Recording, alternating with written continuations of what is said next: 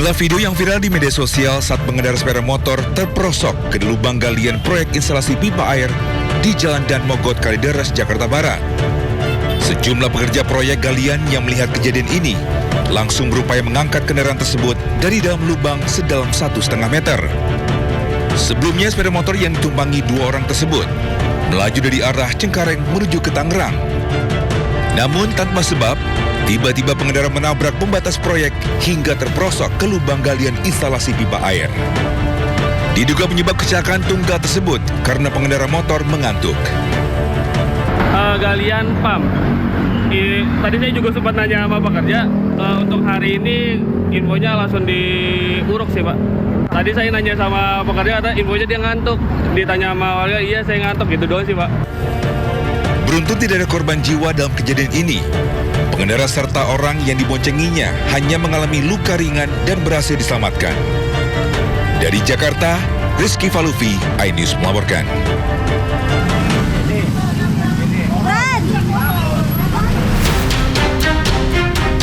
Mobil bak terbuka milik Kelurahan Rawabuaya ini ringsek parah usai menabrak pohon di Jalan Utan Jati, kawasan Kalideres, Jakarta Barat.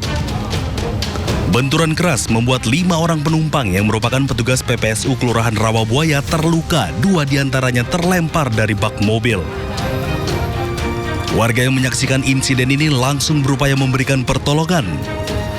Menurut saksi, kecelakaan bermula ketika mobil melintas dari arah Dan Mogot menuju ke Taman Surya.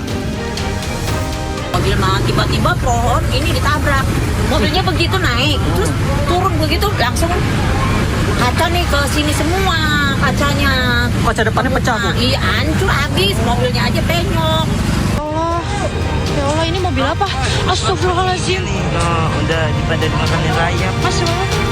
Insiden lain terjadi di Jalan Gading Kirana, Kelapa Gading, Jakarta Utara. Sebuah pohon angsana berukuran besar tiba-tiba tumbang dan menimpa 2 mobil yang sedang melintas. Akibatnya, sebuah mobil mewah dan 1 taksi rusak parah. Mobil rame kayak gitu, nah pas itu lagi rame itu saya mundur, pas mundur tiba-tiba grup kayak gitu, ya pohon tumbang, mendadak kayak gitu, kirain kena tabrak mobil goyangnya gede kayak gitu, ya udah. Beruntung seluruh penumpang selamat tanpa mengalami luka. Petugas Dinas Pertamanan langsung mengevakuasi batang pohon yang diduga lapuk agar tidak membahayakan pengguna jalan. Dari Jakarta, Rizky Falufi, Sofyan Firdaus, iNews melaporkan.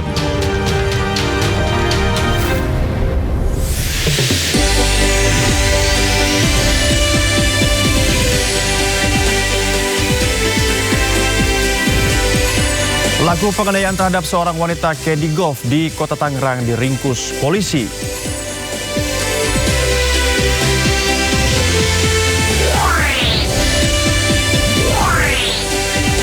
Gempa hebat di Venezuela pada Rabu silam menewaskan 920 orang.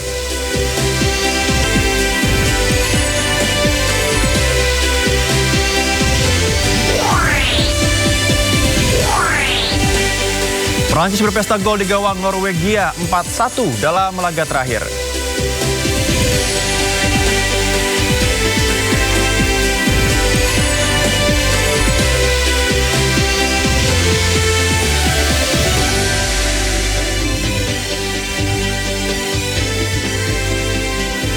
Halo, selamat sore pemirsa. Waspada penculikan dan penyekapan, kenali perubahan perilaku keluarga yang tidak umum. Dan bagi Anda yang mengisi akhir pekan di Jakarta Arena, Pekan Raya Jakarta bisa jadi alternatif jalan-jalan Anda. Bersama saya Nova Zakwan, Anda menyaksikan Sindo Sore. Pemirsa, kita ke informasi pertama. 3 tahun menyekap dan menyiksa korbannya, Taufik Hidayat akhirnya muncul di hadapan publik di Mapolda, Jawa Barat. Dengan kepala tertunduk, tersangka menyampaikan permintaan maaf namun ditolak tegas oleh pihak keluarga. Dengan kepala tertunduk, tersangka Taufik Hidayat menyampaikan permintaan maaf atas perbuatannya. Permintaan maaf ini disampaikan setelah dihadirkan di Mapolda, Jawa Barat. Namun tersangka tidak menjawab satupun pertanyaan jurnalis. Laki, Pik, angkat. Pik, mana kan laki? Ya.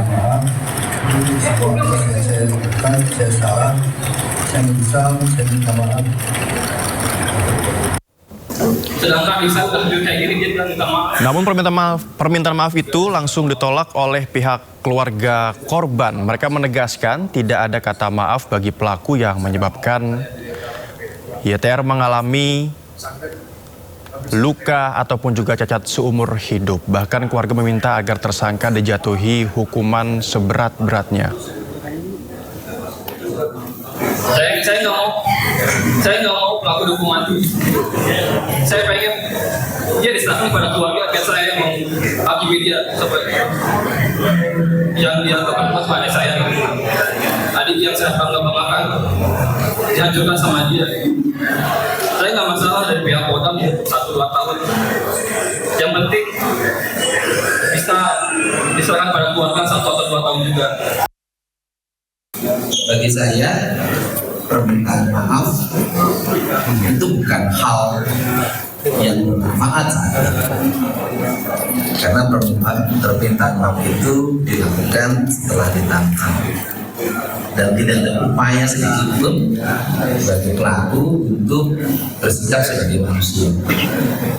Begitu, semoga dengan jalinan kerjasama dan perasaan yang sama antara penyidik, nanti jaksa penuntut umum dan hakim akan melahirkan putusan berat yang melambangkan putusan yang berkemanusiaan. Sementara itu, Yuvita, korban penyekapan yang masih terbaring lemah di rumah sakit, berharap pelaku mendapat hukuman seberat mungkin. Yuvita pun sampaikan terima kasih kepada aparat kepolisian Polda Jawa Barat. Alhamdulillah senang sekali, terima kasih ke Polda sudah membantu saya. Saya jadi lebih senang lagi, saya lagi bahagia lagi, dan saya ingin dia dihukum seberat mungkin. Jadi dia ngerasain apa yang saya rasain. DPR mendesak hukuman kebiri bagi Taufik Hidayat, pelaku penyiksaan wanita di Bandung, Jawa Barat. Pelaku diduga berulang kali melakukan kekerasan terhadap perempuan, termasuk mantan istrinya.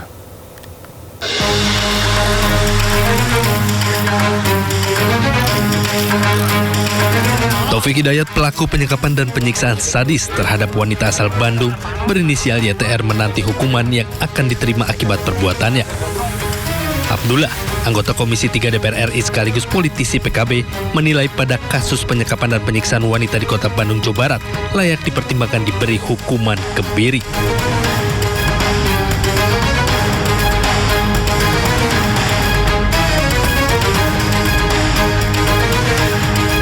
Pelaku juga diduga memiliki rekam jejak yang memiliki pola kekerasan berulang.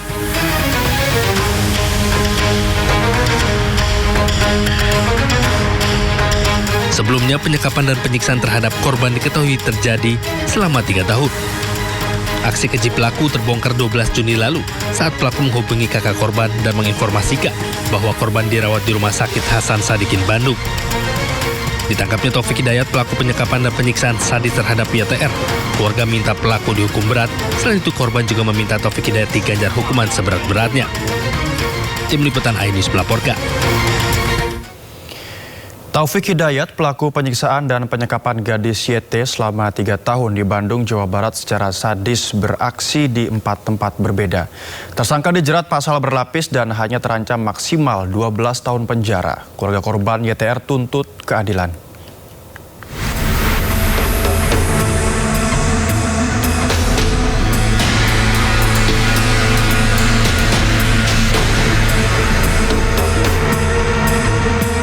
Pik, rada kaharep, Pik. Pik, rada kaharep, Pik. Main, Pak. Tampang Rambo, Pik. Kamu, Pik. Taufik Hidayat, pelaku penganiayaan dan penyekapan gadis YT atas desakan para jurnalis saat konferensi pers di Mapolda Jawa Barat di Kota Bandung untuk dihadirkan.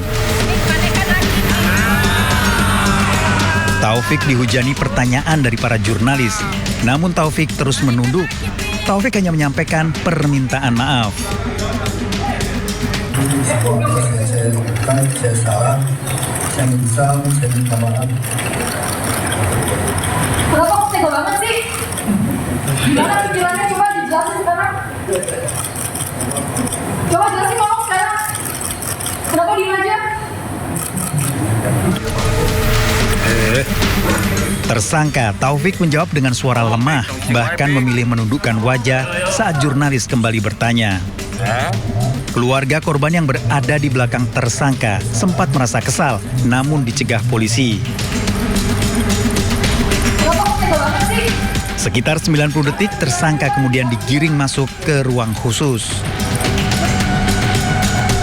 Sebelumnya, Polda Jawa Barat menyebut kasus penyekapan dan penganiayaan terhadap gadis YT berawal dari laporan keluarga pada 12 Juni 2026. Penyidik menemukan bukti bahwa korban menjadi sasaran kekerasan berulang oleh tersangka kekasihnya sejak Mei 2024 hingga Juni 2026. Kekerasan dilakukan di 4 tempat tinggal berbeda di wilayah Bandung. Modusnya meliputi pemukulan dengan tangan kosong, helm, benda keras, hingga benda tajam, serta penyundutan rokok ke tubuh korban. Tak hanya itu, korban juga dikunci di dalam kamar kos dan ditinggal dalam kondisi tak berdaya. Tersangka seorang residivis. Tersangka ini adalah residivis karena pernah melakukan kekerasan serupa terhadap seorang wanita dan divonis dijatuhi hukuman 1 tahun 4 bulan. Ini terjadi di daerah Bandung.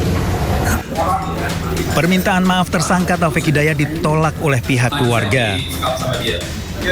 Keluarga menegaskan tidak ada kata maaf bagi pelaku yang menyebabkan gadis JT mengalami cacat seumur hidup.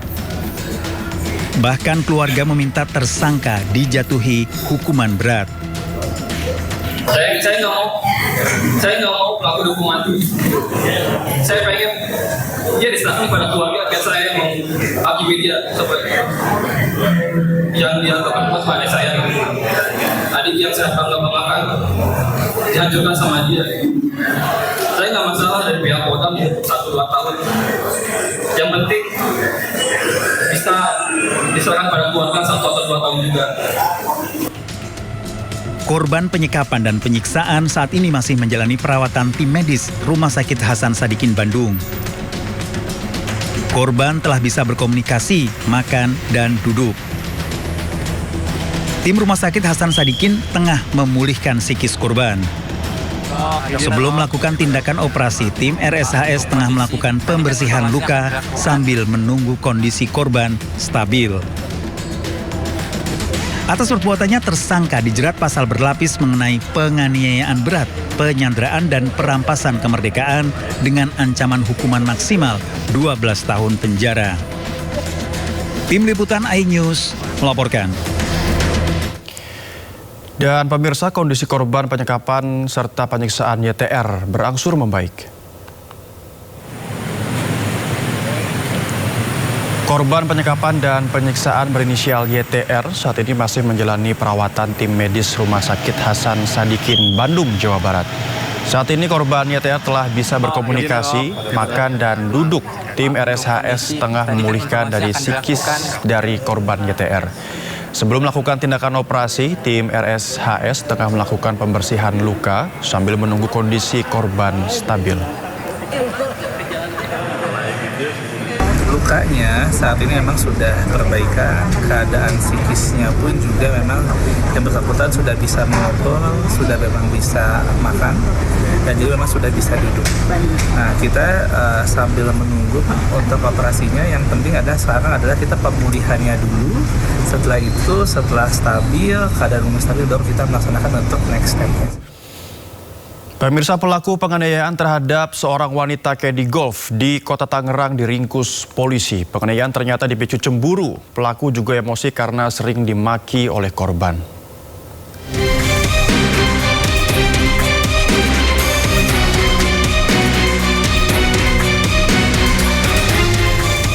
Seorang pria berinisial FA ditangkap tim unit Jatanras Polres Metro Tangerang Kota setelah diduga melakukan penganiayaan terhadap kekasihnya sendiri berinisial RA di kawasan golf Kota Tangerang. Tersangka diringkus di rumahnya di Bandar Lampung tanpa perlawanan. Usai ditangkap, tersangka langsung digelandang ke Polres Metro Tangerang Kota untuk menjalani pemeriksaan lebih lanjut. Petugas kepolisian juga mengamankan sejumlah barang bukti saat melakukan aksi penganiayaan. Selanjutnya, tim Opsnal Jatanras Polres Metro Tangerang Kota bergerak cepat dan alhamdulillah dalam waktu 1x24 jam tersangka berhasil ditangkap di daerah Bandar Lampung. Saat ini tersangka telah dibawa di Polres Metro Tangerang Kota untuk menjalani proses penyelidikan lebih lanjut. Hasil pemeriksaan sementara, tersangka bukan merupakan pejabat publik seperti yang beredar di media sosial, melainkan seorang wira swasta. Dari pemeriksaan awal, tersangka mengaku aksi kekerasan yang dilakukan dipicu rasa cemburu. Dirinya juga mengaku emosi karena sering mendapat makian dari korban. Dari Tangerang, Banten, Sukron, iNews melaporkan.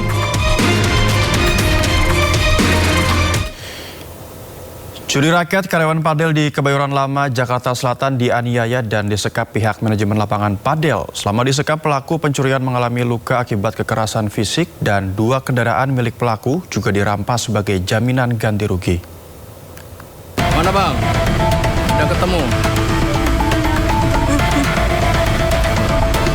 Usai disekap selama 2 hari oleh pihak manajemen lapangan padel, Abdul Latif akhirnya dapat bertemu keluarga.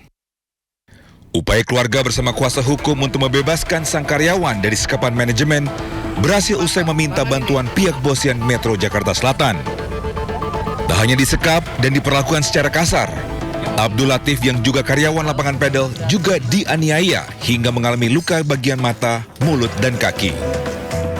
Pemicu penyekapan ini berawal dari tindakan pencurian raket yang dilakukan di tempat kerjanya. 2 bulan bekerja di lapangan padel, korban mencuri 10 raket yang akhirnya diketahui pihak manajemen dengan total kerugian mencapai 90 juta rupiah. Bukannya membuat laporan polisi, pihak manajemen padel justru melakukan tindak sepihak untuk menyekap dan menganiaya korban. Keluarga korban pun berjanji akan mengganti rugi dengan melakukan mencicil pembayaran sebanyak 1 juta rupiah per bulan. Niat baik keluarga korban tersebut pun ditolak pihak manajemen, hingga 2 kendaraan milik keluarga dirampas pihak manajemen sebagai jaminan. Jadi kami itu melaporkan pagi-pagi tanggal 24 itu ke Polres itu 2 laporan. 1 laporan perampasan motor adiknya, yang 2 adalah penyekapan, penganiayaan, kemudian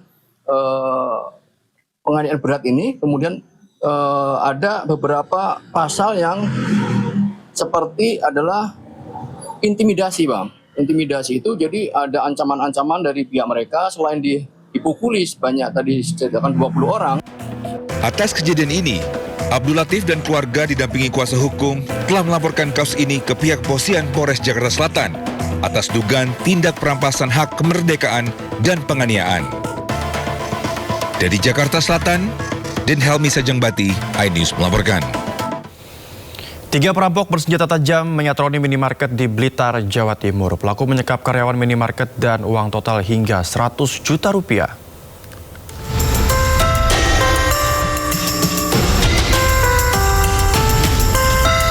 Tiga pelaku perampokan terekam kamera pengawas saat menyatroni salah satu minimarket di Blitar, Jawa Timur.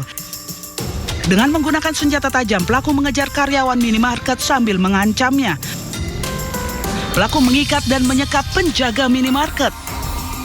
Dari 3 tempat kejadian perkara di wilayah Blitar, yakni Kecamatan Wonodadi, Srengat, dan Ponggok, komplotan ini menggasak uang minimarket dengan total hingga 100 juta rupiah.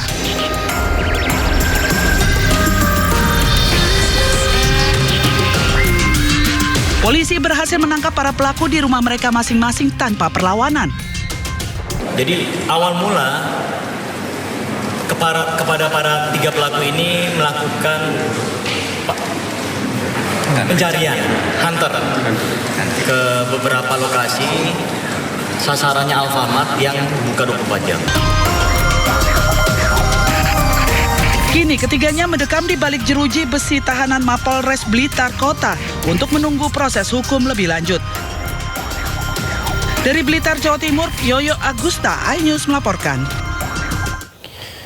Tiba di rumah duka di Padang Sidimpuan, Sumatera Utara, jenazah Novia Rahmadani Sihotang, calon manajer koperasi Desa Merah Putih, disambut isak tangis keluarga.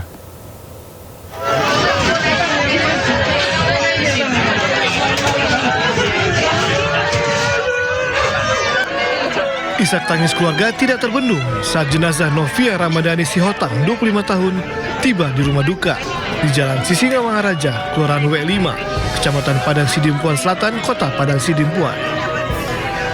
Novia meninggal dunia saat mengikuti latihan dasar kemiliteran di Jakarta sebagai siswa untuk program Sarjana Penggerak Pembangunan Indonesia untuk program Koperasi Desa Merah Putih pada Selasa 23 Juni yang lalu. Menurut pihak keluarga, Novia terakhir kali menghubungi keluarga pada 17 Juni sebelum alat komunikasi miliknya dikumpulkan oleh pendamping Lasarmil. Keluarga juga menyatakan jika Novia tidak memiliki riwayat penyakit. Pastinya kalau ketika mendengar kabar duka pastinya kita terpukul ya gitu atas kepergian adik kami gitu. Dan memang kepergian adik kami juga di hadapan saya gitu karena memang saya mendampingi beliau ketika dikabari dari IGD hingga ke ICU. Pihak keluarga telah mengikhlaskan kepergian Novia. Anak kelima dari 6 bersaudara ini dimakamkan di pemakaman umum yang berada di kawasan Simarsayang. Dari Padang Sidimpuan, Sumatera Utara, Indra Mulia Siagian, iNews melaporkan.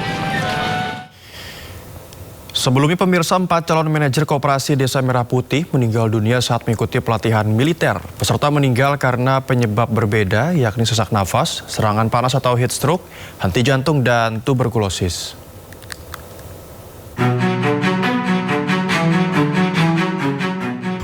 Jumlah peserta latihan dasar militer calon manajer koperasi Desa Merah Putih yang meninggal dunia bertambah. Sebelumnya 3 calon manajer meninggal dunia. Peserta keempat yang meninggal bernama Muhammad Rifki Renaldi Gunawan. Ia mengikuti pendidikan di Satdik Yon Prako 465. Rifki mengalami keluhan kesehatan berupa sesak nafas pada Kamis 25 Juni 2026.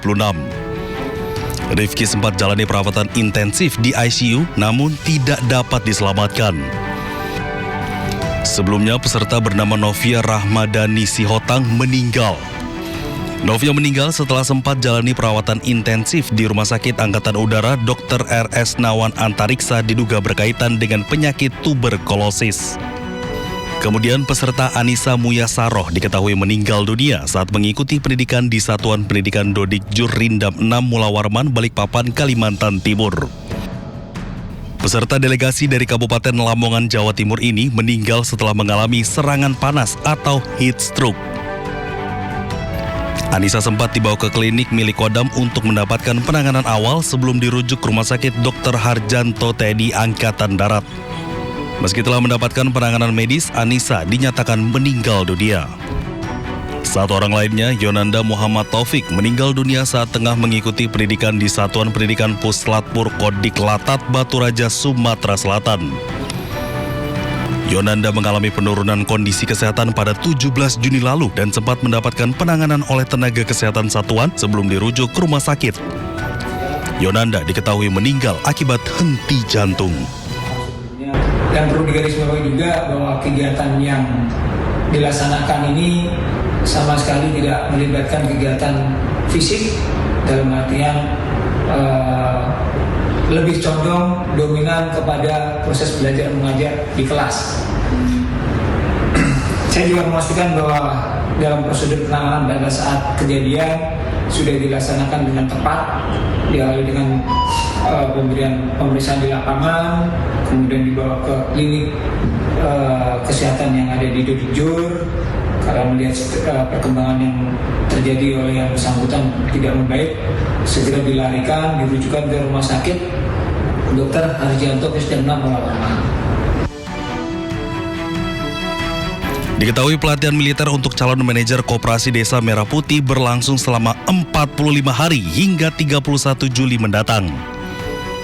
Usai peristiwa ini, Kemhan bersama panitia seleksi mengevaluasi secara menyeluruh, termasuk mekanisme seleksi kesehatan peserta.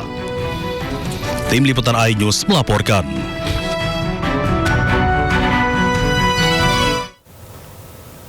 Pemirsa, fakta baru terungkap dalam kematian ASN wanita yang jasadnya ditemukan terkunci dalam mobil di area parkir Bandara Juanda, Surabaya. Korban ternyata diduga tewas akibat dibekap dan diberi racun cyanida.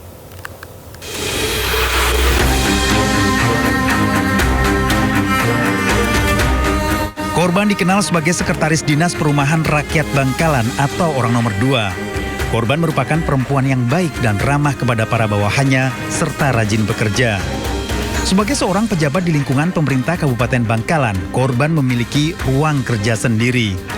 Saat kejadian, korban masih berkomunikasi hingga Sabtu pagi, hingga ditemukan tewas Rabu siang di dalam mobil dinasnya yang terkunci di area parkiran Bandara Juanda, Surabaya. Memang sebelumnya itu pamit izin ke saya, memang Pak, orang tua saya memang sakit Pak, jadi saya mohon izin nanti sering menjenguk menunggui orang tua, itu ke saya bilangnya gitu. Memang sekarang masih tetap ada di Juanda, Surabaya sebagai barang bukti. Mungkin nanti setelah ada informasi dari pihak kepolisian nanti kita bisa berkomunikasi untuk mengambil mobil tersebut. Keluarga korban yang diwakili kuasa hukumnya mengatakan berdasarkan hasil otopsi sementara Rumah Sakit Bayangkara, korban terindikasi kuat jadi korban pembunuhan. Bekas kekerasan benda tumpul pada tubuh korban, baik di bagian telinga dan wajah. Dari hasil otopsi sementara tersebut, keluarga menyimpulkan bahwa ini telah ada indikasi pembunuhan. Bagaimana ini terjadinya? Tentu harus ada pelaku yang ditangkap. Sudah ada orang yang tampak dalam CCTV itu yang membawa mobil itu masuk ke dalam bandara. Korban telah dimakamkan, kondisinya tidak hamil, perut korban membesar akibat pembusukan. Polisi masih menyelidiki penyebab pasti kematian korban. Tim forensik masih menunggu hasil lab Polda Jawa Timur terkait kondisi organ dalam tubuh korban. Dari Bangkalan, Jawa Timur, Tim Liputan iNews melaporkan. Seorang polisi menabrak mobil warga lantaran curiga istrinya berada dalam mobil bersama selingkuhan. Namun saat diperiksa ternyata sang istri tidak ada dalam mobil tersebut.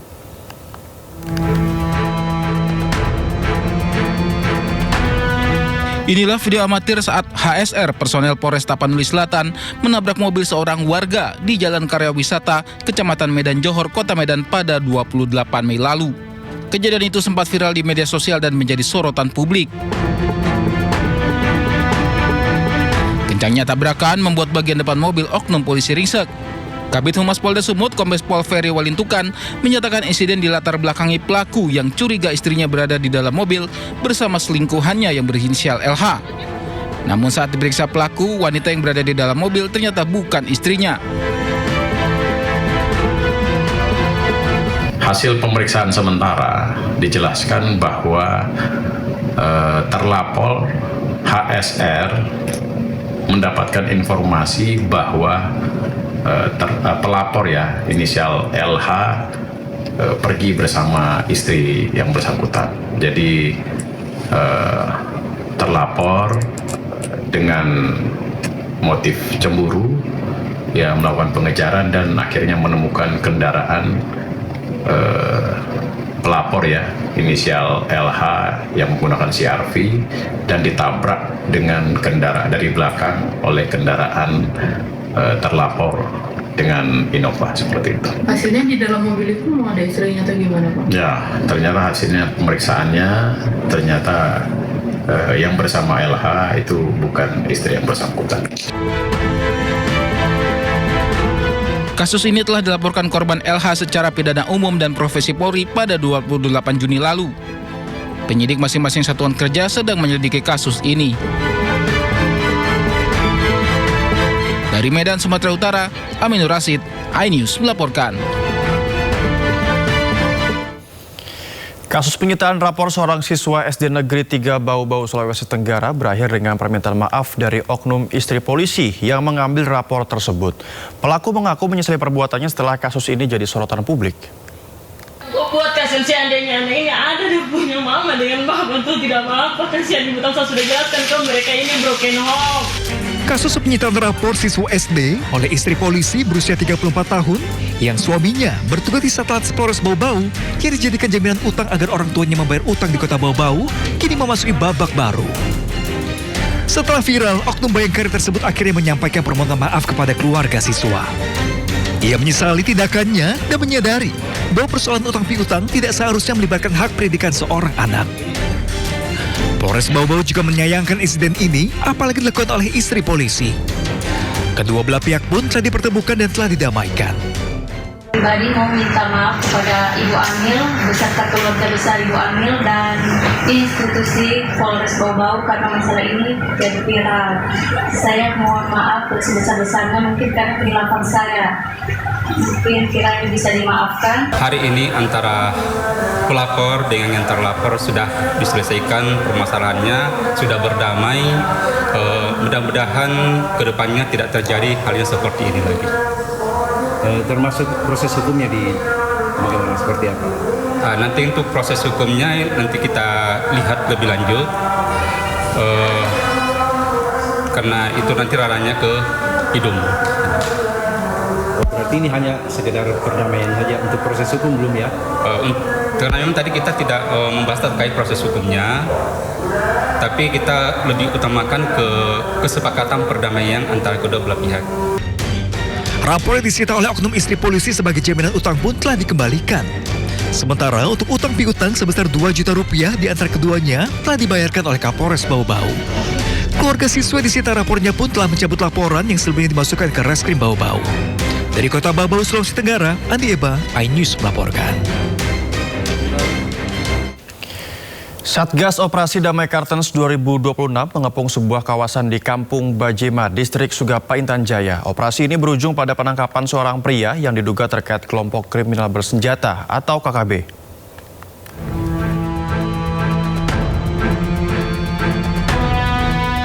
Di antara ribuan pohon dan permukiman warga di Kampung Bajema, Distrik Sugapa, Intan Jaya, tim Satgas Operasi Damai Kartens 2026 bergerak mempersempit ruang gerak target operasi. Sesaat kemudian, seorang pria ditangkap tanpa perlawanan berarti. Saat penangkapan, petugas menyita 1 unit telepon genggam yang kini menjadi barang bukti untuk kepentingan penyelidikan.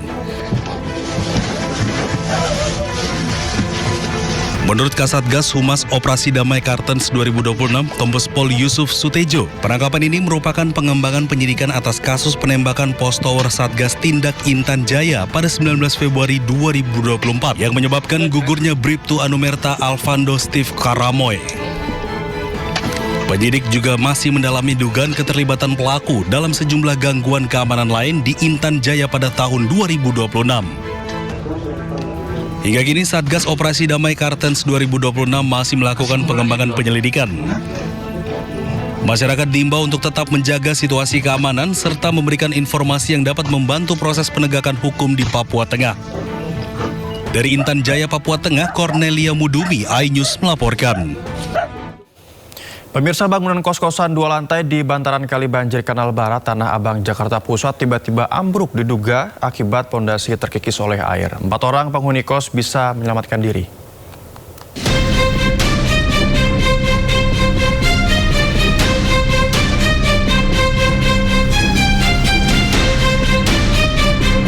Detik-detik ambruknya bangunan kos-kosan 2 lantai di bantaran Kali Kanal Banjir Barat, Tanah Abang, Jakarta Pusat terekam kamera pengawas. Seorang ibu-ibu yang sedang berjalan dekat lokasi seketika panik mendengar suara gemuruh ambruknya bangunan. Insiden ini juga mengakibatkan 4 unit sepeda motor milik penghuni kos tertimbun reruntuhan bangunan. Bangunan yang memiliki 15 kamar kos itu sebelumnya telah menunjukkan gejala adanya keretakan pada sejumlah bagian dinding dan atap sejak beberapa hari lalu. Sehingga sebagian besar penghuni kos memilih evakuasi diri. Namun 4 penghuni kos lainnya masih nekat bertahan di dalam kamar dan untungnya mereka berhasil menyelamatkan diri sebelum bangunan ambruk. Pada saat kejadian itu ada 5 kamar yang ada orangnya gitu. Tapi sebagian udah, ini alhamdulillah sih nggak ada korban jiwa gitu. Iya udah ada tanda-tandanya. Kan sebelah kebetulan kan ada pengerukan tuh. Nah mungkin kan alat berat bergetar gitu, jadi bangunan kan namanya kena air ya, kekikis gitu, dikit-dikit longsor mungkin, itu kali ya. Dugaan sementara ambruknya bangunan disebabkan pondasi bangunan yang terkikis air dan diperparah oleh getaran hebat alat berat dari proyek pengerukan kali. Dari Jakarta, Rani Sanjaya, iNews melaporkan. Saat bangunan kos-kosan di bantaran kali banjir Kanal Barat Tanah Abang, Jakarta Pusat ambruk, warga sempat panik dan hari ini reruntuhan bangunan masih dibersihkan. Warga yang rumahnya ambruk terpaksa mengungsi dan berikut laporan jurnalis iNews Naura Syafika serta juru kamera Yudi Richard. Adalah lokasi dari rumah ataupun juga bangunan ambruk tersebut, di mana memang untuk bangunan ini tidak hanya satu bangunan saja, namun ada dua bangunan yang terdampak, yaitu salah satunya adalah rumah kemudian juga kos-kosan, namun hanya sebagian dari kos-kosan tersebut. Dan juga di bagian ataupun di sebelah kiri dari rumah tersebut ini ada TPS atau tempat pembuangan sampah bagi warga sekitar yang memang juga ikut abrak pun dari pinggiran sungai. Dan kalau kita lihat memang untuk di hari ini dari petugas Sudin Air Jakarta ini sudah mulai melakukan adanya pembersihan ataupun perbaikan sementara, yaitu adanya penaruhan dari batangan kayu, di mana batangan kayu ini akan ditaruh sebagai penyangga sementara sebelum nantinya akan dilakukan secara permanen untuk keseluruhan dari bantaran sungai yang ada di kawasan Bendungan Hilir.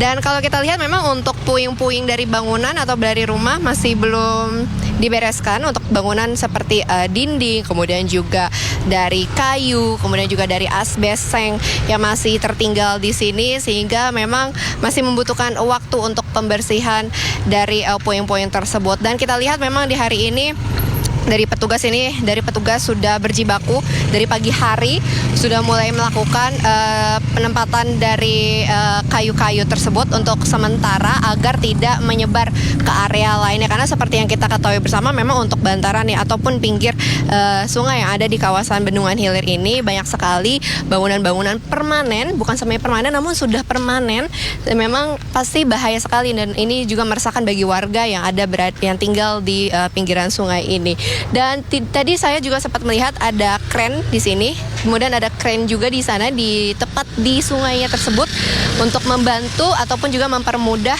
untuk menaruh dan juga perbaikan sementara dari bantaran sungai yang ada di sini. Dan tentunya tadi untuk beberapa warga yang memang tinggal di pinggiran sungai ini, beberapa sudah ada yang mengungsi ke tempat yang lebih aman karena memang mereka menghindari adanya longsor ataupun juga rumah mereka amblas, dikarenakan memang kawasan ini merupakan kawasan yang bisa dibilang cukup berbahaya untuk ditinggali untuk saat ini.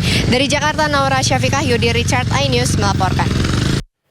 Kita ke informasi lainnya, pemirsa. Dipidana cemarkan nama baik Hotman Paris, Rasman Nasution dijebloskan ke Lapas Cipinang, Jakarta Timur. Sejumlah kerabat termasuk sang istri datang menjenguk Rasman yang akan menjalani pidana 1,5 tahun penjara.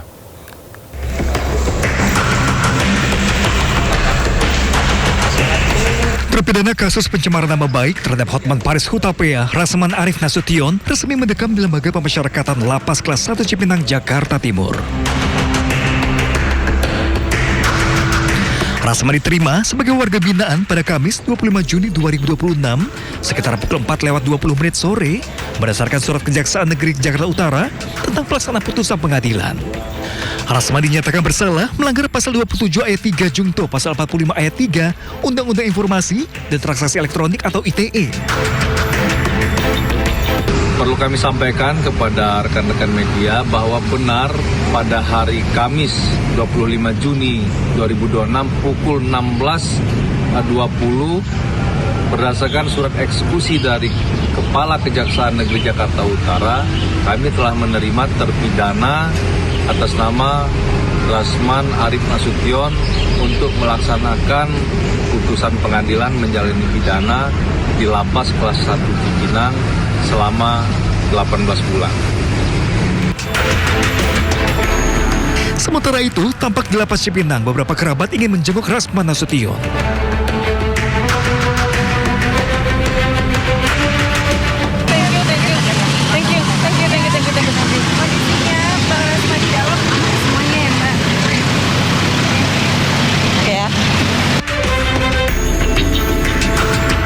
Ditemui juga istri Rasman, Ade Suryani, setelah kunjungi Lapas Cipinang.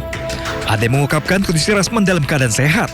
Namun Ade enggan berkomentar, bahkan irit berbicara kepada media dan terburu-buru meninggalkan lapas. Atas kasus yang menjeratnya, Rasman dijatuhi pidana penjara selama 1 tahun 6 bulan, serta denda 200 juta rupiah subsidi 4 bulan kurungan.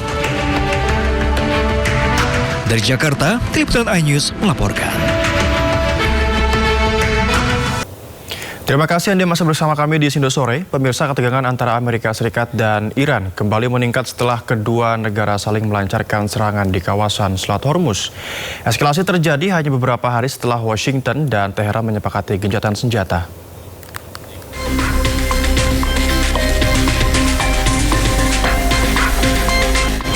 Ketegangan kembali meningkat antara Amerika Serikat dan Iran di tengah gencatan senjata yang baru beberapa hari disepakati. Komando Pusat Amerika Serikat CENTCOM merilis rekaman yang diklaim menunjukkan serangan udara Amerika Serikat terhadap sejumlah lokasi penyimpanan rudal, drone, dan radar pantai di Iran. Hal ini dilakukan Amerika Serikat setelah sebuah kapal dagang berbendera Singapura, MV Ever Lovely, dilaporkan menjadi sasaran serangan drone di perairan dekat Oman. Menurut CENTCOM, kapal tersebut mengalami kerusakan ringan. Amerika Serikat juga tegaskan serangan yang disebut dilakukan Iran ini jelas melanggar gencatan senjata dan mengancam kebebasan pelayaran di Selat Hormuz. I don't like the fact that they took a shot yesterday, actually 4, we knocked down 3, at a ship. Not an Allied ship, but a ship, a very expensive ship. And it was fine, but it took a little beating. They shouldn't be doing that, so you'll find out. Will the U.S. You'll find out. Will the U.S. respond? What is your message to? Will I respond? You're going to find out. Attention all vessels in Persian Gulf and Oman Sea. This is Stefan Navy warning. Transiting in the Strait of Hormuz is only possible. Sebelumnya Iran telah berulang kali memperingatkan kapal-kapal yang melintas di Selat Hormuz dan menegaskan bahwa hanya kapal yang mendapat izin Tehran yang dapat melewati jalur tersebut. IRGC bahkan menyatakan Selat Hormuz ditutup dan memperingatkan adanya konsekuensi bagi kapal yang telah melintas. Sementara terkait serangan Amerika Serikat, Iran mengklaim telah berhasil menggagalkan serangan Amerika dan memperingatkan akan memberikan respons keras terhadap setiap aksi lanjutan dari Washington. Gelombang protes pecah di Lebanon setelah pemerintah menyepakati kerangka perjanjian baru dengan Israel. Demonstrasi berlangsung di jalanan ibu kota Beirut yang diwarnai aksi pembakaran dan penolakan terhadap kesepakatan dengan Israel.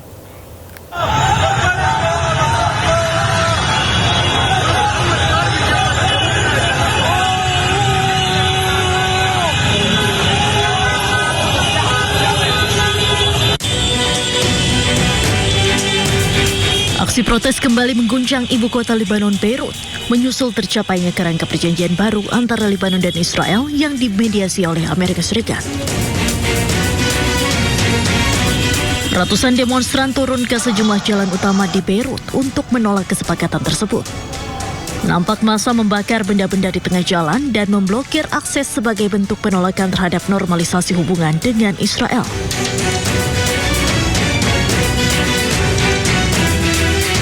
Kesepakatan yang juga melibatkan Amerika Serikat itu memicu kemarahan sebagian warga Lebanon karena dinilai menguntungkan Israel.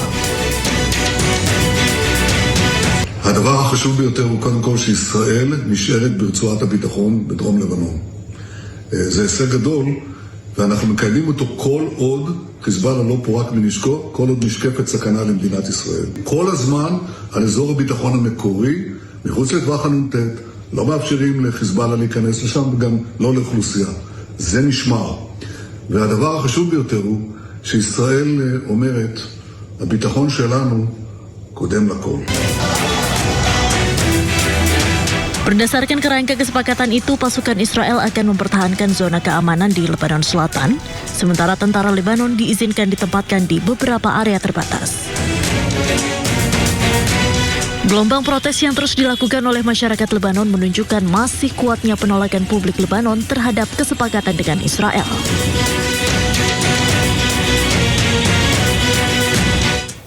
Sebelumnya Amerika Serikat, Lebanon, dan Israel menandatangani rancangan kesepakatan perdamaian trilateral di Washington DC. Kesepakatan damai ini tidak mengikut sertakan kelompok pejuang Hizbullah. Kesepakatan ini lahir usai 5 tahap pembicaraan di Washington antara Amerika Serikat, Lebanon, dan Israel. Kesepakatan ini diharapkan dapat mengakhiri perang antara Hizbullah yang didukung Iran dan Israel di Lebanon Selatan. Sayangnya pemirsa, rancangan kesepakatan damai ini mengesampingkan pejuang Hizbullah.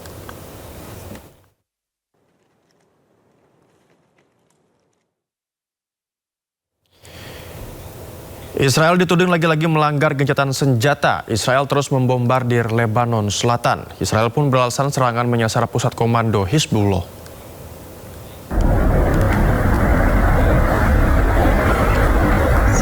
Ledakan besar terjadi di wilayah selatan Lebanon. Ledakan berasal dari kawasan padat penduduk. Menurut media di Lebanon, ledakan ini adalah bagian dari serangan Israel ke sejumlah wilayah Lebanon Selatan pada Kamis malam. Jet tempur Israel menyerang sejumlah kota di Lebanon Selatan dan Israel lagi-lagi beralasan serangan menyasar pusat komando, fasilitas peluncuran roket dan infrastruktur militer milik Hizbullah.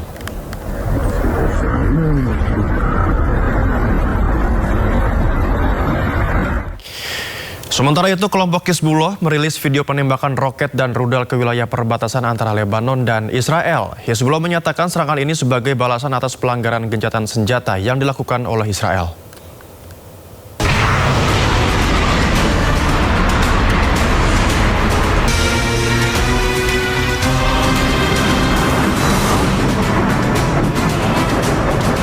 Hizbullah terus menyerang balik Israel. Sejumlah roket hingga rudal diluncurkan ke sejumlah titik Israel yang berbatasan dengan selatan Lebanon. Video berdurasi 2 menit ini dibagikan melalui saluran resmi Hizbullah. Hizbullah beralasan serangan ini menargetkan posisi pasukan Israel yang berada di wilayah pendudukan di selatan Lebanon. Rudal-rudal dengan gambar petinggi Hizbullah ini diluncurkan sebagai operasi balasan atas pelanggaran gencatan senjata yang dilakukan Israel. Sementara itu, Israel mengklaim telah mencegah sebagian besar roket yang diluncurkan dari Lebanon.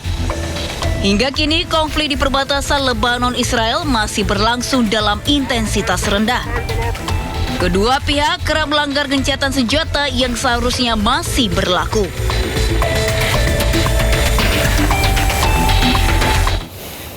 Tiga polisi di Gaza tewas dan belasan lain-lain luka akibat serangan Zionis Israel di dekat kamp pengungsian Gaza.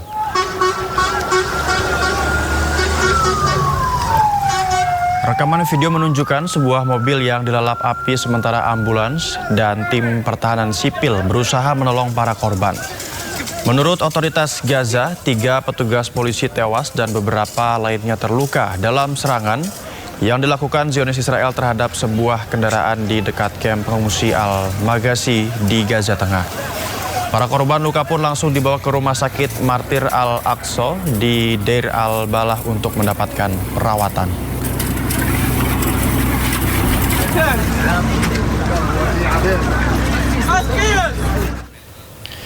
Ribuan orang berkumpul di Teheran memperingati Hari Asyura atau hari ke-10 Muharram. Peringatan Asyura tahun ini bertepatan dengan penandatanganan nota kesepahaman antara Iran dan Amerika Serikat pekan lalu.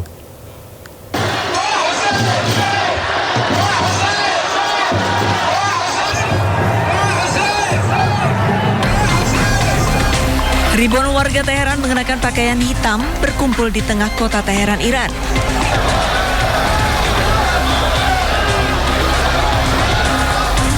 Selain menggunakan pakaian hitam, mereka juga membakar tenda sepanjang upacara Asyura.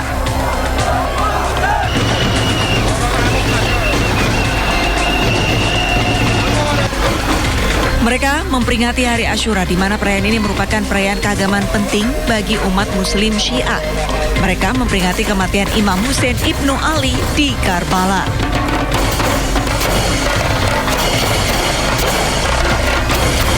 Peringatan Asyura tahun ini bertepatan dengan penandatanganan nota kesepahaman antara Iran dan Amerika Serikat pekan lalu, serta dimulainya pembicaraan di Swiss yang bertujuan untuk mencapai kesepakatan akhir.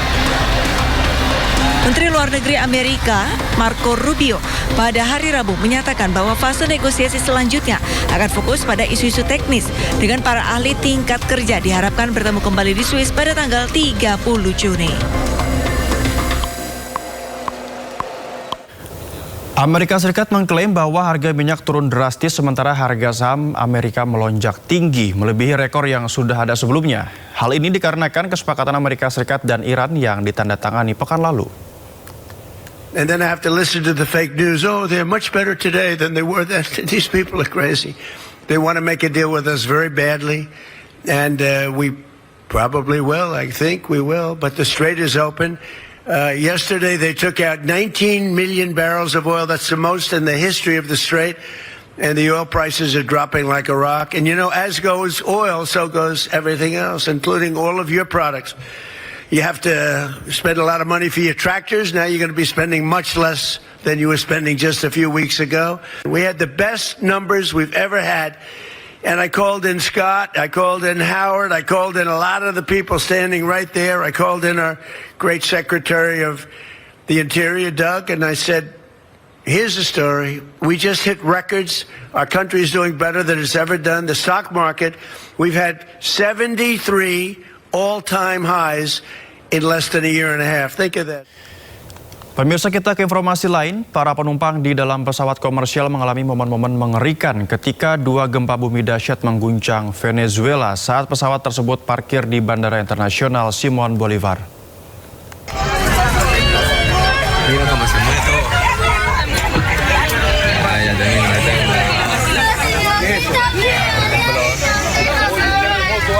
Ya, ini dia pemirsa. Video yang direkam di dalam kabin pesawat menunjukkan pesawat berguncang hebat saat dua gempa bumi dahsyat dengan magnitudo 7,2 dan 7,5 melanda Venezuela. Pesawat Trutaka Airlines tersebut sedang mengoperasikan penerbangan dan berada di darat ketika gempa bumi terjadi, membuat para penumpang ketakutan.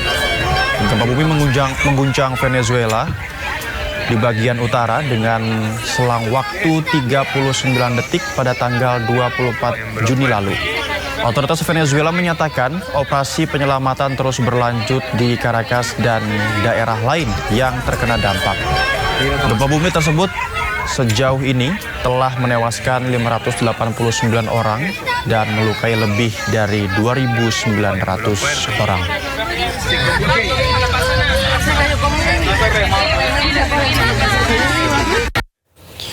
Sementara itu, seorang ayah dan putrinya yang masih kecil lolos dari bahaya setelah mendapat notifikasi bahaya gempa bumi dari ponselnya hanya beberapa detik sebelum gempa dahsyat mengguncang Venezuela.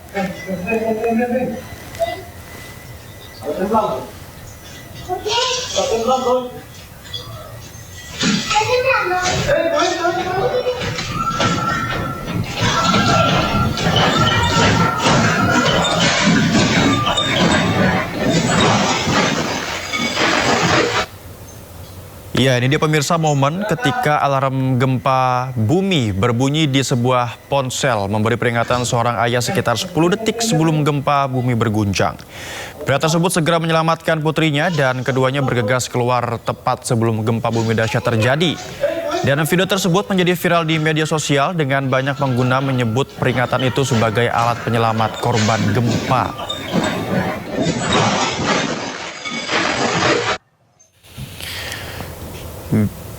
Gempa hebat di Venezuela pada Rabu silam menewaskan 920 orang lebih dan 3.300 orang terluka. Dan hingga kini sejumlah mayat masih tergeletak di jalanan akibat besarnya kehancuran dampak gempa.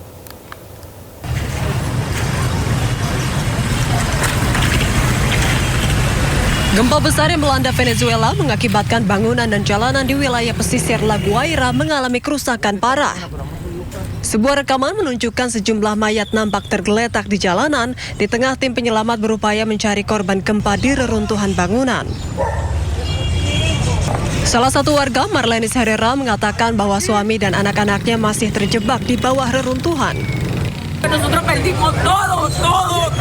Mi hijo se encuentra allá, mi hijo tiene 36 años, el otro tiene 35. Y le bajamos al 100. Mi esposo se encuentra allá, como lo traía. Hingga kini para korban luka terpaksa dirawat di area darurat di luar rumah sakit karena pasien masih terus berdatangan. Sementara itu, tim penyelamat terus mencari korban selamat dari gempa bumi besar di Venezuela. Gempa bumi berkekuatan 7,2 dan 7,5 magnitudo di Venezuela telah menghancurkan kota pesisir Macuto, La Guaira. Sejumlah gedung hancur parah, bahkan sebagiannya rata dengan tanah.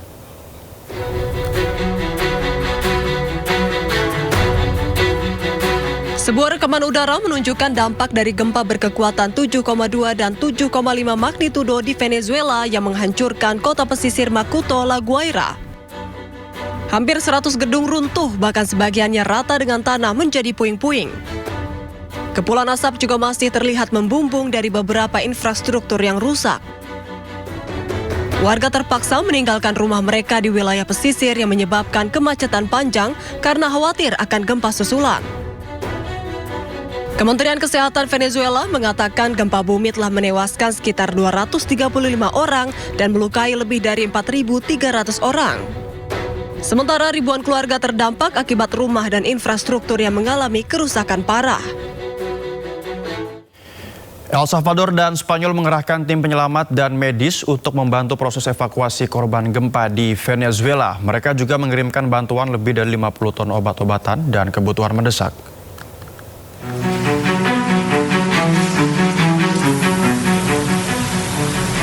Pemerintah El Salvador mengerahkan 300 petugas evakuasi dan para medis untuk membantu warga Venezuela yang terdampak gempa bumi yang menyebabkan kerusakan parah dan korban jiwa.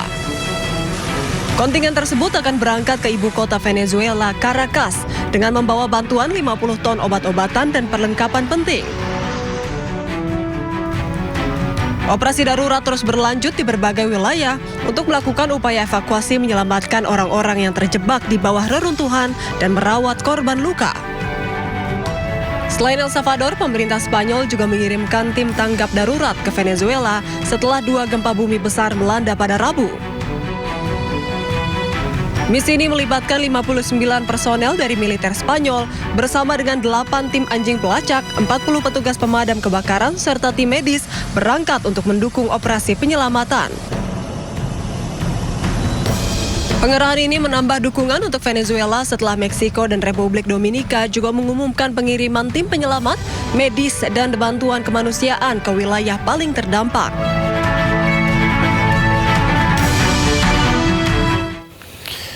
PLT Presiden Venezuela, Delcy Rodriguez, mengumumkan keadaan darurat setelah 2 gempa bumi dahsyat dan lebih dari 20 gempa susulan mengguncang negaranya.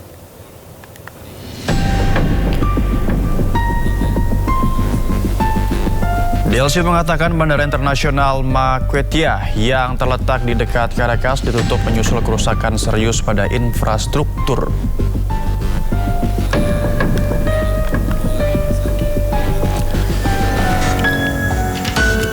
Dan tidak hanya itu, PLT Presiden Venezuela Delcy Rodriguez juga meminta bantuan internasional untuk memperkuat upaya penyelamatan di wilayah terdampak. Dikabarkan bantuan tim penyelamat pertama yang datang dari Republik Dominika dan dalam beberapa jam ke depan, tim lain akan tiba dari negara-negara komunitas internasional.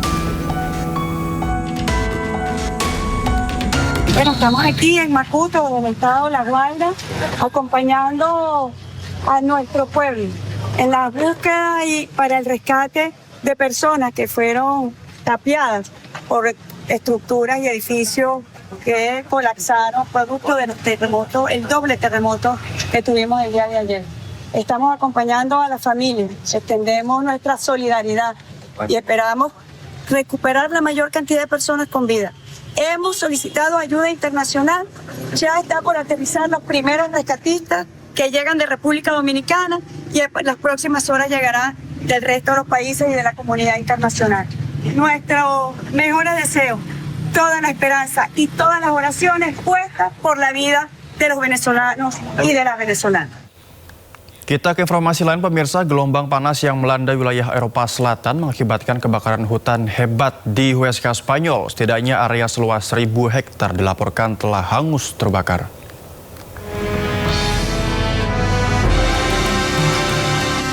Kebakaran hutan terjadi di Huesca, Spanyol akibat gelombang panas besar melanda wilayah Eropa Selatan. Kebakaran menyebar dengan cepat dari ladang kering, semak belukar, dan hutan dalam kondisi panas dan berangin. Area seluas sekitar 4.000 hektar dilaporkan terdampak dengan setidaknya 1.000 hektar telah hangus terbakar. Zona yang terdampak meliputi lahan pertanian dan sebagian hutan pinus. Petugas pemadam kebakaran berupaya memadamkan api besar yang terus berkobar. Kondisi panas ekstrim, kelembapan rendah, dan angin kencang membuat petugas kesulitan memadamkan api di beberapa titik.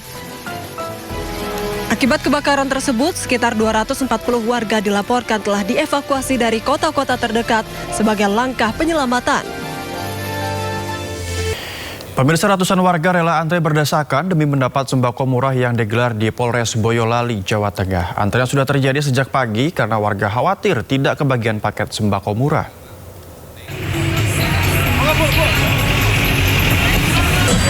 Ya, ini dia pemirsa, warga yang rela berdesakan dan antre panjang sejak pagi hari. Mereka mengaku terbantu karena selisih harga yang ditawarkan cukup besar, seperti beras SPHP kemasan 5 kg yang dijual seharga Rp57.500. Untuk minyak goreng dan beras menjadi komoditas paling diburu karena selain harganya lebih murah, kedua kebutuhan pokok ini sudah sulit didapatkan di pasaran.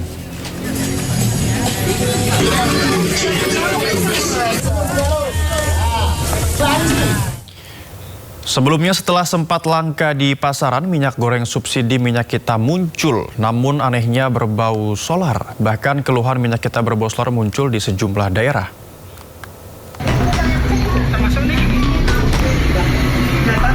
Pagi itu, ibu-ibu di Klaten, Jawa Tengah memilih untuk tidak memasak. Mereka ramai-ramai menuju kantor desa mengembalikan minyak goreng minyak kita. Warga memperoleh minyak kita pada tanggal 10 Juni lalu dalam program bantuan pangan pemerintah.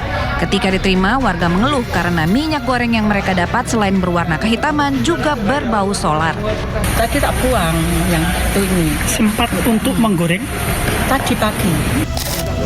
Minyak kita berbau solar juga ditemukan di Karanganyar, Jawa Tengah. Di Kelurahan Tegal Gede, seluruh minyak goreng bantuan yang telah dibagikan dikumpulkan kembali dan diserahkan ke kantor kelurahan. Terkait temuan ini, pemerintah menyatakan tidak segan untuk menindak tegas perusahaan produsen bila ditemukan pelanggaran. Kalau memang melanggar dari aturan ya bisa perusahaannya izinnya dicabut. Nah nanti kalau memang ada temuan lain secara pidana ya semua diproses, ya semua diproses sesuai aturan. Kalau dugaan sementara apa Pak itu yang saya belum berani ini, tapi kan sekarang lagi dibawa ke lab ya. Minyak goreng subsidi minyak kita berbau solar diproduksi oleh PT KMR di Kabupaten Karanganyar. Tim gabungan kini telah melakukan sidak ke perusahaan tersebut dan meminta klarifikasi. Tim Liputan iNews melaporkan. Antrean panjang mengular di jalan-jalan menuju SPBU di Jawa Timur. Bahkan untuk kendaraan roda 4 ada pembatasan pengisian maksimal untuk setiap pembeliannya. Hal ini dipicu oleh kelangkaan BBM termasuk jenis solar. Ada dorong dengan Antrian panjang tidak terhindarkan di depan SPBU Junok, Kabupaten Bangkalan. Ratusan sepeda motor dan mobil mengular panjang untuk mengisi bahan bakar minyak. Kondisi yang sama juga terjadi di SPBU lain, termasuk yang terletak di tengah kota Bangkalan. Kendaraan antri panjang hingga ke depan Stadion Gelora sisi utara.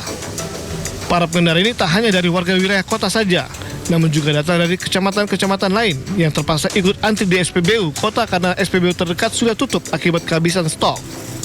Tidak hanya antri, namun juga ada pembatasan pengisian maksimal Rp300.000 untuk para pengendara roda 4, termasuk truk yang datang untuk mengisi solar. Habis di Alang-Alang, habis di Kamal, habis di Kelian, habis di Junok ini macet, di stop sama polisi. Terus tinggal di kota ini. Jadi kapan yang kesulitan BBM ini Pak? Kurang lebih 1 minggu sampai 10 harian. Di tempat lain nggak ada ya Pak ya? Ada semua Bu, di dalam solar ini. Sampai nyoba di mana aja tadi Pak? Ya tadi di Ramadan sana itu. Oh, sampai dari Teraga ke sini? Iya, dari 10 nggak ada. Berarti langsung ngisi full ya Pak ya hari ini? Nggak bisa 300 Bu. Oh, cuman dibatasi 300? Sementara itu, kelangkaan BBM jenis solar terjadi di Kabupaten Jombang, Jawa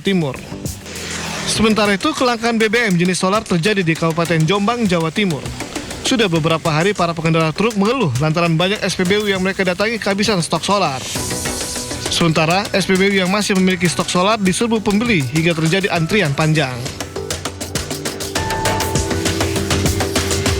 Di Mandailing Natal, Sumatera Utara, pengendara truk dan angkutan berbahan bakar solar terpaksa mengantri berjam-jam di SPBU yang masih memiliki stok. Bahkan di sejumlah SPBU, akibat kelangkaan solar ini, penjualan solar tak lebih dari 3 jam sudah habis terbeli. Kelangkaan solar yang sudah berlangsung selama beberapa hari ini dikeluhkan oleh warga. Aktivitas mereka terganggu karena waktu terpotong hanya karena mengantri solar. Tim Liputan iNews melaporkan.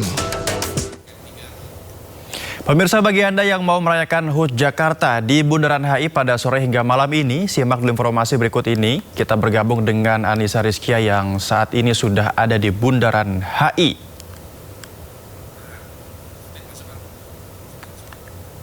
Jakarta ke-499 ini digelar banyak sekali hiburan bagi masyarakat Jakarta yang kali ini memadati kawasan Bundaran HI sejak siang tadi, yang mana acara baru mulai sekiranya pada pukul 3:30 sore waktu Indonesia Barat, Noval dan juga pemirsa. Dan memang rangkaian acara ini nantinya akan digelar hingga pukul 10 malam. Memang untuk kawasan Bundaran HI ini sudah tidak bisa dilalui oleh kendaraan bermotor, baik itu roda 2 dan juga roda 4. Dan kalau dilihat ini animo masyarakat begitu luar biasa, puluhan ribu masyarakat sudah memadati kawasan Bundaran HI. Itu artinya mereka bersiap tentunya menikmati hiburan, baik itu pertunjukan seni, kemudian budaya, dan juga ada instalasi cahaya yang spesial ini tentunya dipersembahkan untuk warga Jakarta untuk menikmatinya. Nah, Noval, selain itu ada penampil-penampil yakni musisi dari nasional maupun lokal yang turut serta untuk menghibur masyarakat pada hari ini. Selain itu, dari Pemprov DKI Jakarta juga memberikan hadiah ataupun kado untuk masyarakat yang ada di wilayah Jakarta untuk bisa menikmati layanan moda transportasi hanya dengan Rp1 saja. Sehingga banyak juga nih masyarakat yang datang ke area Bundaran HI ini menggunakan fasilitas tersebut, yakni menggunakan moda transportasi seperti Transjakarta, kemudian MRT dan juga LRT dengan harga Rp1. Selain itu, bagi Anda nih yang hendak menuju ke Bundaran HI menggunakan kendaraan pribadi, tenang saja, Pemprov DKI Jakarta juga memberikan sejumlah tambahan kantung-kantung parkir yang bisa digunakan selama perayaan dari puncak peringatan Hari Ulang Tahun DKI Jakarta ke-499 menuju ke 5 abad. Saya akan tutup dengan pantun, Noval dan juga pemirsa, naik KRL dari Cikini ke Gondang Dia, pulang-pulang rasanya bahagia. Selamat ulang tahun Kota Jakarta, semoga masyarakat semakin sejahtera. Saya kembalikan kepada Noval yang ada di studio. Baik, terima kasih Anissa atas laporan informasi tadi. Menutup Sindo sore hari ini, dan Anda bisa mendapatkan informasi terkini di kanal terbaru di YouTube Sindo News dan di sindonews.com.